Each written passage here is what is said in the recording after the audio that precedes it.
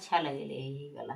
कजी काई मछली ले ले लसी देख एकदम काटा काटा बता के खाई रही एकदम कच कच कटवे दोसी। हां अब बन जाए त सब टाइम ना लगी। देखिए हम ना खाई। हां देखती कच्चा देख गिनावन देख पक्का बस। आई कितना में काटा बारे बा कच्चा गिनावन पक्का गप गप। हां बात बतियावती अब करे दैया वही तक तो लोग के ना निकलला जब बन जाई ना तो यारे घुसरावट टाइम ना लगी। बड़ा ही मछली देख त कितना काटा आई खाई त कटवे गड़ जाई ना टाइम में। करे के तब ना अब छाना थी अब देखा ना। हां चल ना खाई चल। देखत ही अब बन जाला ना तो अच्छा लगेले यही वाला।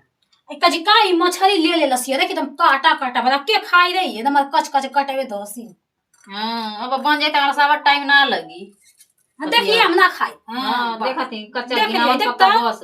आई कितना में काटा बारे बा कच्चा गिनावन पक्का गप गप। हां बात बतियावती अब करे दैया वही तक तो लोग के ना निकलला जब बन जाई ना तो यारे घुसरावट टाइम ना लगी। बड़ा ही मछली देख त कितना काटा आई खाई त कटवे गड़ जाई ना टाइम में।